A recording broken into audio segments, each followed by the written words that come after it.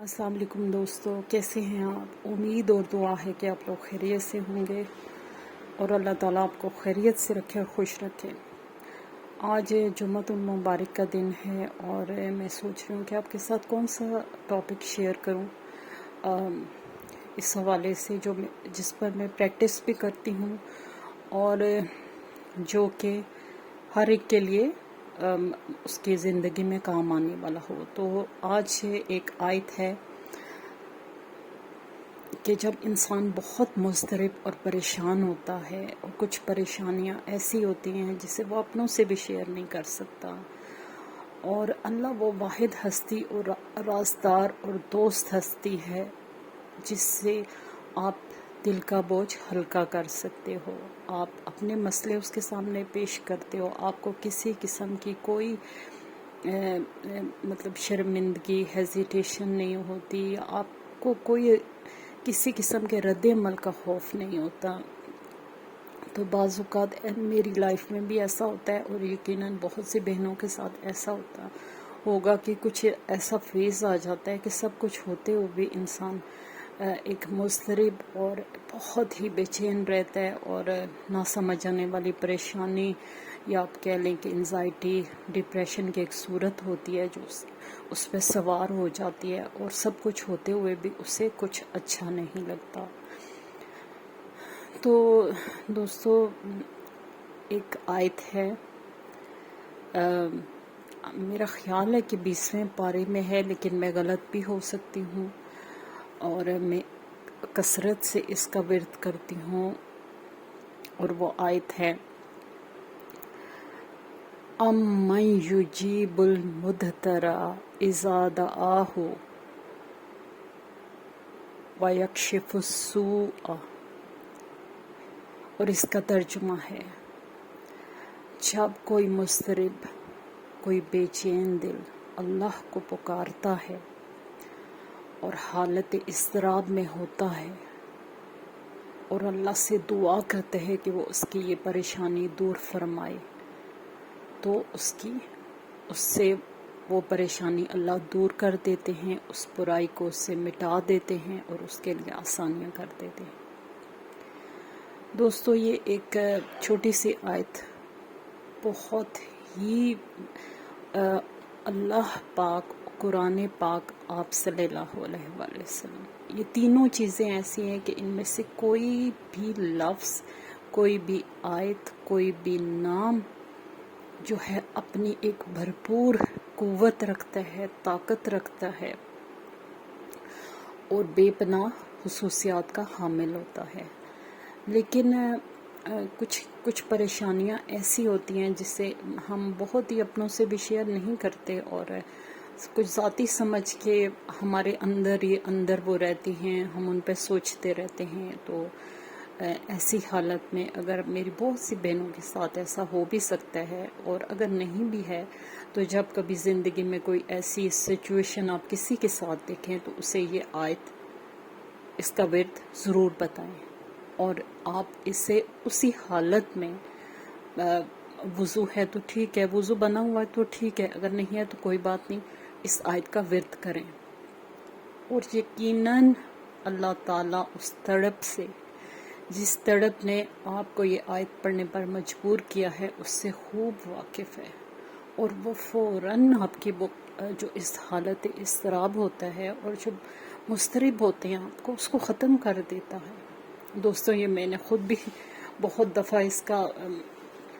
Recite करती रहती हूँ जब मेरे ऊपर ऐसी कोई सूरत बन जाती है। तो आपको भी मैं ये एडवाइस करूँगी कि इस आयत का मैं दोबारा किसी नेक्स्ट फ्राइडे को मैं इंशाअल्लाह बताऊँगी कि ये आयत कौन से पारे में है और कौन सी आयत है, ये नंबर क्या है, ताकि जो इसको ढूंढना चाहें वो ढूंढ सकें। और आप अगर इसको यूट्यूब पर लिखेंगे भी तो ये पारा के साथ और नंबर शुमार के साथ आपके सामने आ जाएगी। दोस्तों, ये बहुत ही करामत आयत है, और अल्लाह का कोई नाम, कोई वजीफ़ा ऐसा नहीं है जो करामत ना हो। सिर्फ ये होता है कि आपकी तड़प कितनी है, आप रिसाइट करते हुए उसकी तरफ मुतवज्जो कितने होते हो। آپ اس کو جو ٹائم دے رہے ہوتے ہو وہ کوالٹی ٹائم ہوتا ہے یا پھر محض چلتے پھرتے ایک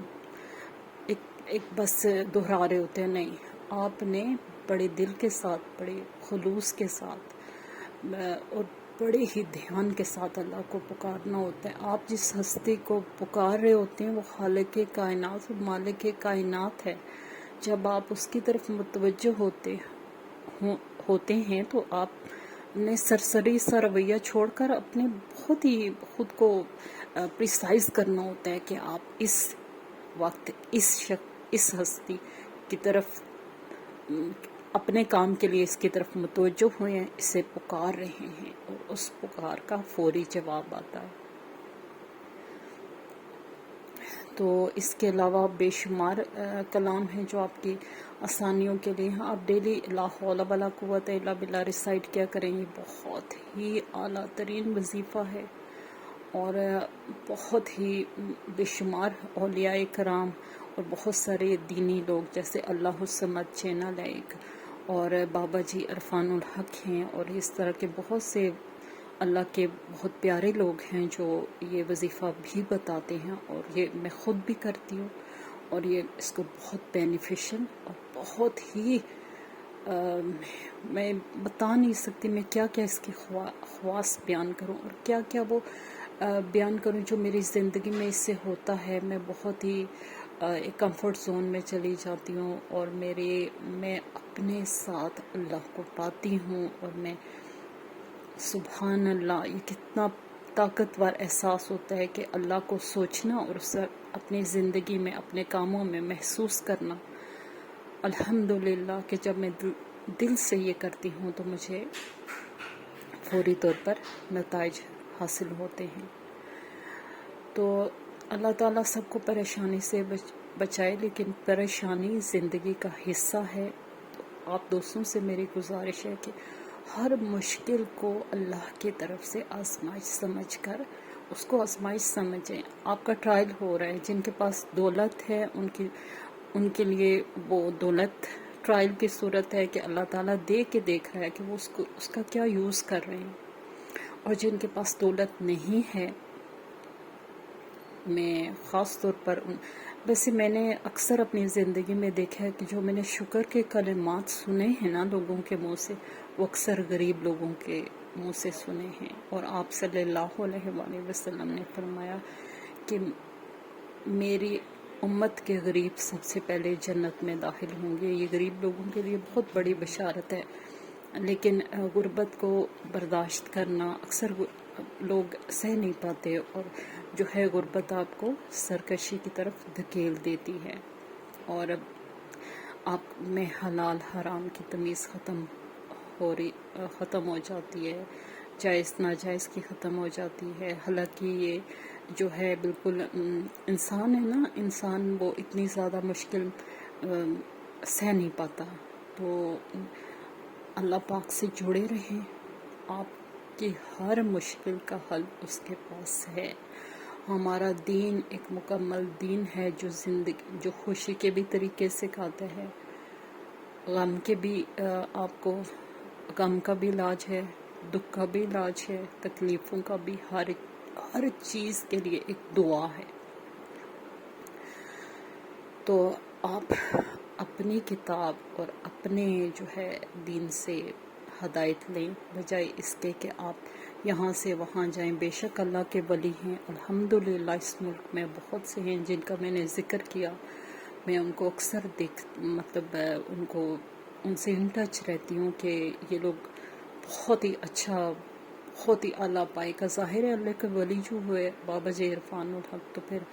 وہ اس طرح کی، اور شاہد صاحب ان کی اسٹوڈنٹ بہت ہی اچھا کام کر رہے ہیں، تو ان کے ساتھ جڑے ہونے کی وجہ سے ہمیں کوئی چیز اگر نہیں سمجھ آتی تو ہم ان سے پوچھ لیتے ہیں۔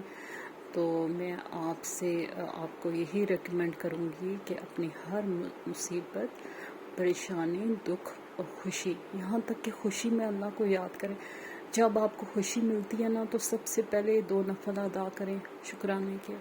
اور اللہ سے بات کر کے اس کو شکریہ ادا کریں کہ یا اللہ میں اتنی مجبور تھی اور میں نے تو نے میں نے تجھے پکارا اور تو نے میری پکار سن لی۔ تو اللہ پاک کا شکر ادا کریں، خوشی میں ضرور اس کو یاد کریں، نہ کہ ان کفار کی طرح کہ جب ان کے لیے آسانی ختم ہو جاتی تھی، مشکل ختم ہو جاتی تھی تو وہ کہتے تھے کہ یہ ہمارے بھول جاتے تھے، اللہ سے جو وعدے کیے ہوتے تھے ان سے مکر جاتے تھے۔ نہیں، آپ نے خوشی میں بھی اللہ کو یاد کرنا ہے، اور دکھ اور مصیبت تو ہوتے ہی اس لیے ہیں کہ آپ اللہ تعالیٰ